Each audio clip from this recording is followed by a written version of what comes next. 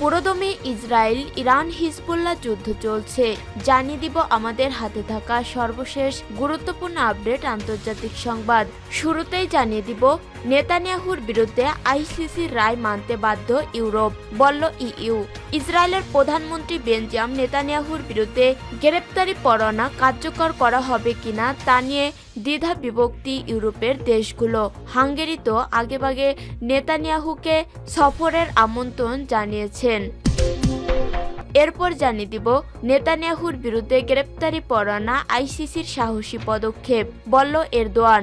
গাজা সংঘাতে যুদ্ধ অপরাধের অভিযোগে ইসরায়েলের প্রধানমন্ত্রী বেঞ্জামিন নেতানিয়াহু ও সাবেক প্রতিরক্ষা মন্ত্রী ইয়োব গ্যালান্টের বিরুদ্ধে আইসিসির গ্রেপ্তারি পরোয়ানাকে সাহসী পদক্ষেপ হিসেবে প্রশংসা করেছেন তুরস্কের প্রেসিডেন্ট রিসেপ তাইপ এরদোয়ান। এদিকে গাজায় অভিযানের মুখে এক জিম্মি ইসরায়েলি নারীর মৃত্যু।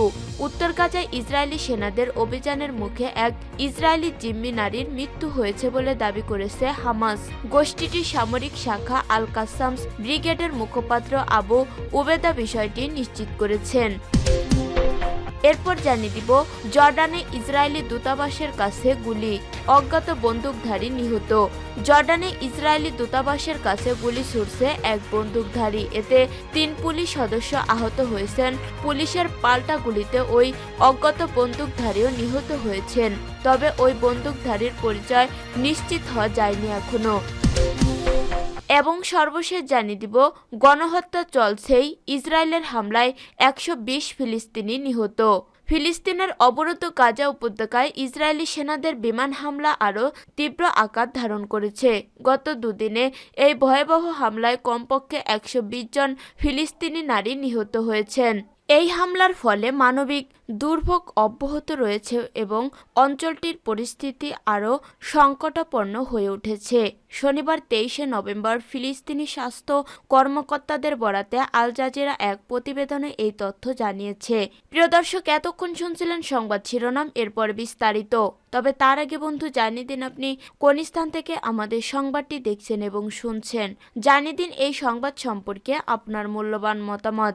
আর বন্ধু, গাজা যুদ্ধে আপনি যদি নিরীহ ফিলিস্তিনিদের ভালোবেসে থাকেন তাহলে কমেন্টে ইয়েস লিখে বিশ্ববাসীকে জানিয়ে দিন। আর বন্ধু, আপনি যদি আমাদের চ্যানেলে নতুন হয়ে থাকেন তাহলে ভিডিওটি দেখতে দেখতে চ্যানেলটি সাবস্ক্রাইব করে রাখুন, যাতে করে আমাদের পরবর্তী সংবাদগুলো সবার আগে আপনার কাছে পৌঁছে যায়। এবারে বিস্তারিত। নেতানিয়াহুর বিরুদ্ধে আইসিসির রায় মানতে বাধ্য ইউরোপ, বলল ইইউ। ইসরায়েলি প্রধানমন্ত্রী বেঞ্জামিন নেতানিয়াহুর বিরুদ্ধে গ্রেপ্তারি পরোয়ানা কার্যকর করা হবে কিনা তা নিয়ে দ্বিধা বিভক্ত ইউরোপের দেশগুলো। হাঙ্গেরি তো আগেভাগে নেতানিয়াহুকে সফরের আমন্ত্রণ জানিয়েছে। তবে ইইউ পররাষ্ট্র নীতি প্রধান শনিবার জোসেফ বোরেল বলেছে, 2 ইসরায়েলি নেতা এবং একজন হামাস কমান্ডারের বিরুদ্ধে আন্তর্জাতিক অপরাধ আদালত কর্তৃক জারি করা গ্রেপ্তারি পরোয়ানা কার্যকর হবে কিনা তা ইউরোপীয় ইউনিয়নের সরকারগুলো এড়াতে পারে না। শনিবার 23শে নভেম্বর এক প্রতিবেদনে এই খবর দিয়েছে আল আরাবিয়া। যুদ্ধ অপরাধ এবং মানবতা বিরোধী অপরাধের অভিযোগে বৃহস্পতিবার ইসরায়েলের প্রধানমন্ত্রী বেঞ্জামিন নেতানিয়াহু, সাবেক প্রতিরক্ষা মন্ত্রী ইয়োব গ্যালান্ট এবং হামাস নেতা মোহাম্মদ দেইফের বিরুদ্ধে এই পরোয়ানা জারি করে আইসিসি। সব ইউরোপীয় ইউনিয়ন সদস্য রাষ্ট্র আইসিসির প্রতিষ্ঠাতা চুক্তিতে স্বাক্ষরকারী, যাকে বলা হয় রোম কনভেনশন। সাইপ্রাস সফরের সময় ইইউ শীর্ষ কূটনৈতিক জোসেফ বোরেল বলেন যে দেশগুলো রোম কনভেনশনে স্বাক্ষর করেছে, তারা আদালতের সিদ্ধান্ত বাস্তবায়ন করতে বাধ্য। এটি কোনো ঐচ্ছিক রায় নয় যে মানলাম না। তিনি সতর্ক করে বলেছেন, সেই একই বাধ্যবাধকতা রয়েছে ইউরোপীয় ইউনিয়নে যোগদান করতে আগ্রহী দেশগুলোর জন্য। যুক্তরাষ্ট্রের আইসিসির সিদ্ধান্ত প্রত্যাখ্যান করেছে এবং ইসরায়েল বলেছে আইসিসির পদক্ষেপ ইহুদি বিরোধী। তবে জোসেফের কণ্ঠে ভিন্ন সুর। তার দাবি, ইহুদি বিদ্বেষের অভিযোগ ছাড়াই ইসরায়েলি সরকারের সিদ্ধান্তে সমালোচনা করার অধিকার আমার আছে, সেটা নেতানিয়াহু হোক বা অন্য কেউ হোক। ইহুদি বিদ্বেষের অভিযোগ তোলা গ্রহণযোগ্য, বরং আইসিসির রায় যথেষ্ট সংগতিপূর্ণ। নেতানিয়াহুর বিরুদ্ধে গ্রেপ্তারি পরোয়ানা আইসিসির সাহসী পদক্ষেপ, বললেন এরদোয়ান। গাজা সংঘাতে যুদ্ধ অপরাধের অভিযোগে ইসরায়েলের প্রধানমন্ত্রী নেতানিয়াহু ও সাবেক প্রতিরক্ষামন্ত্রী ইয়োব গ্যালেন্টের বিরুদ্ধে আইসিসির গ্রেপ্তারি পরোয়ানাকে সাহসী পদক্ষেপ হিসেবে প্রশংসা করেছেন তুরস্কের প্রেসিডেন্ট রিসেপ তাইপ এরদোয়ান। শনিবার 23শে নভেম্বর তুরস্কের রাজধানী ইস্তাম্বুলে আয়োজিত এক সম্মেলনে তিনি এ মন্তব্য করেন। খবর এএফপি এবং the Times of Israel. Erdogan বলেন, আইসিসির এই সাহসী সিদ্ধান্ত মানবতার প্রতি আস্থা ফিরিয়ে আনার ক্ষেত্রে একটি গুরুত্বপূর্ণ পদক্ষেপ। তিনি আরও যোগ করেন, পশ্চিমা দেশগুলোর উচিত তাদের ন্যায় বিচার ও মানবাধিকারের প্রতিশ্রুতিগুলোকে রক্ষা করা। এর আগে আইসিসি বৃহস্পতিবার 21শে নভেম্বর মানবতাবিরোধী অপরাধ এবং যুদ্ধ অপরাধের অভিযোগে নেতানিয়াহু, ইয়োব গ্যালেন্ট এবং হামাস কমান্ডার মোহাম্মদ দেইফের বিরুদ্ধে গ্রেপ্তারি পরোয়ানা জারি করে। তবে তুরস্ক আইসিসির সদস্য না হওয়া সত্ত্বেও প্রেসিডেন্ট এরদোয়ান এই সিদ্ধান্তকে সমর্থন করেছেন। তার আগেও গাজা ইসরায়েলের সামরিক অভিযানের কঠোর সমালোচনা করে তুরস্ক ইসরায়েলের সঙ্গে বাণিজ্যিক সম্পর্ক স্থগিত করেছে। পাশাপাশি মঙ্গলবার 19শে নভেম্বর ইসরায়েলের প্রেসিডেন্ট আইজাক হারজগের আকাশসীমা ব্যবহারের আবেদনও প্রত্যাখ্যান করেছে তুরস্ক। অপরদিকে ইসরায়েলের পররাষ্ট্রমন্ত্রী এরদোয়ানকে স্বৈরাচারী উল্লেখ করে বলেন, তুরস্কের এই অবস্থান আন্তর্জাতিক বাণিজ্যকে উপেক্ষা করেছে। ইসরায়েল তুরস্কের সঙ্গে বাণিজ্যের বিকল্প খুঁজছে বলেও তিনি জানান। এনে তুরস্ক জানিয়েছে, ইসরায়েলের সঙ্গে সম্পর্ক স্থগিত থাকবে যতক্ষণ না গাজায় মানবিক ত্রাণ সরবরাহের নিশ্চয়তা দেওয়া হয়। গাজায় অভিযানের মুখে এক জিম্মি ইসরায়েলি নারীর মৃত্যু।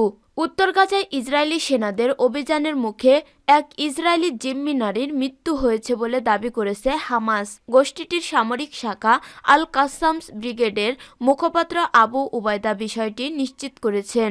শনিবার 23শে নভেম্বর এক প্রতিবেদনে এ খবর দিয়েছে আরব নিউজ। হামাসের সশস্ত্র শাখা শনিবার বলেছে, গত বছরের অক্টোবরে ইসরায়েলে হামলার সময় জিম্মি করা এক ইসরায়েলি নারী উত্তর গাজার যুদ্ধক্ষেত্রে নিহত হয়েছে। অন্যদিকে এই মন্তব্যের জবাবে ইসরায়েলি সামরিক বাহিনী বলেছে তারা এটি তদন্ত করেছে।